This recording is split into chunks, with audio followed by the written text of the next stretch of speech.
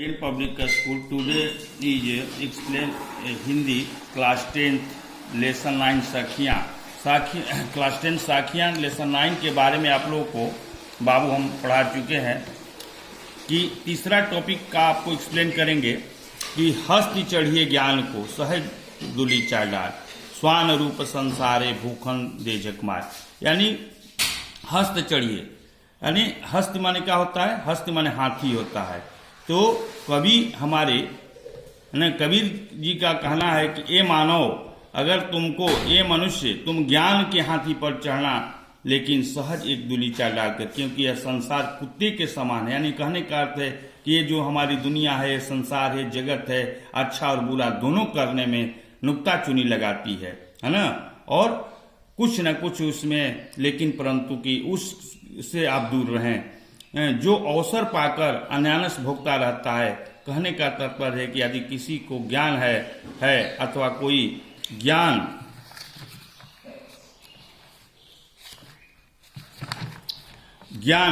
प्राप्त करना चाहता है तो उसे अहंकार का त्याग करना ही चाहिए और इस दिशा में बढ़ना चाहिए, क्योंकि अहंकार से रहित होना ही मानव का सर्वोत्तम गुण है। अहंकार से हमें रहित होना चाहिए।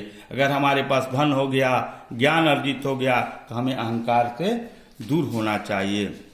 अगला आपका टॉपिक है पक्का पक्की के कारणे सब जग रहा भुलान, निरपक्ष होय के हरि भजे कोई संत सुनान। हमारे कबीरदास जी कह रहे हैं कि सारा संसार एक पक्ष विपक्ष में पढ़कर भ्रमित हो गया है, अर्थात व्यक्ति अपने वास्तविक जीवन लक्ष्य को भटक गया है। बाबू कबीर जी कहते हैं कि ऐसे भ्रम की स्थिति में जो किसी एक पक्ष को न लेकर किसी निरपक्ष भाव से ईश्वर का जो गुणगान करता है वही सच्चा मानव है, उसी ईश्वर के पक्ष में रहता है। अर्थात इस संसार में न वह किसी के पक्ष में रहता है, विपक्ष में न, जिसे केवल परमात्मा का भजन प्यार है, वही व्यक्ति सज्जन है, वही संत है, वही व्यक्ति महान है। और अगला टॉपिक आपका होगा हिंदू मुआ राम कहे मुसलमान खुदाई, कही कबीर सो जीवता जो दूह के निकट न जाई। यानी कहने का हमारे कबीरदास का कहना है कि हिंदू लोग परम तत्व के लिए राम राम रटते हैं, यानी हिंदू लोग जाकर भाई मंदिर में पूजा करते हैं, मुसलमान मस्जिद में करते हैं, अपने परम तत्व को प्राप्त करने में खुदा में समित करके नष्ट हो गए। कबीर कहते हैं कि वास्तव में वही जीता है और जीवित है जो राम और खुदा के भेद में कभी नहीं पड़ता। इन दोनों में व्यक्त अथेव तत्व को देखता है। जीवन की सत्ता इस भेद में बुद्धि से ऊपर उठाना है। काबा फिर काशी भया राम ही भया रहीम, मोट चून मैदा भय बैठ कबीरा जी।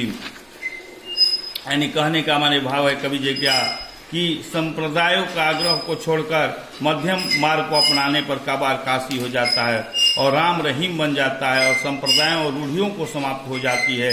भेदों का मोटा आटा अभेद स्वरूप को ग्रहण कर मैदा बन जाता है। हे कबीर, तू इस अभेद रूपी मैदों को भोजन का आस्तुर भेदों के चक्कर में मत पड़। अगला है ऊंचे कुल का जन्मिया जो जे जमनी ऊंच न हो, सुबरन कलश सुरा भरा साधु निंदा हो। यानी हमारे कबीरदास जी कह रहे हैं ऊंचे कुल में जन्म ले लेने से मानव ऊंचा नहीं हो जाता है, अपने कर्तव्य से मानव ऊंचा होता है। यानी कबीरदास जी कह रहे यदि मनुष्य कोई काल ऊंचे नहीं है तो ऊंचे कुल में केवल जन्म लेने से मात्र वह श्रेष्ठ और महान नहीं हो सकता है। जैसे सूरा शराब सोने के पात्र में भी रखी हो तो साधु जन उसकी निंदा ही करते हैं। अगर हमारी बात को उदाहरण से बाबू समझिए कि अगर शराब है और वो सोना के प्याली में है तो उसको भी सज्जन लोग बुरे ही मानेंगे। ठीक वैसे ही कुल की श्रेष्ठता का गर्व करने वाला यदि नीच दर्जे का कार्य करता है तो समाज में उसकी निंदा होती है और वहाँ कुलों की श्रेष्ठता का कोई महत्व नहीं रह जाता है।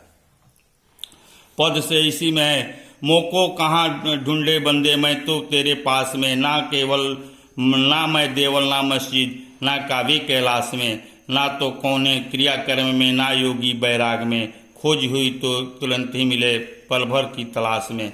कहे कबीर सुनो भाई साधु सब श्वासों के श्वास में। यानी कवि जी का हमारे कवि ये मेरी खोज में लगे हुए मनुष्य, मैं तो तुम्हारे ही पास हूँ और तुम मुझे कहाँ कहाँ ढूंढ रहा। यानी हमारे कबीरदास ईश्वर सब श्वासों के सांस में है भाई, हर आत्मा में है, न मंदिर में है, न मस्जिद में है, न काबा में, क्लास न तो किसी क्रिया के कर्म में, न ही योग और वैराग्य में। और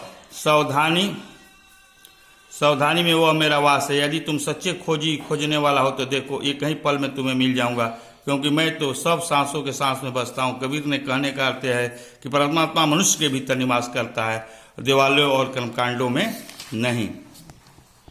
बस अगला एक और रह गया 10th क्लास का कबीरदास का, उसको हम अगले वीडियो में आपको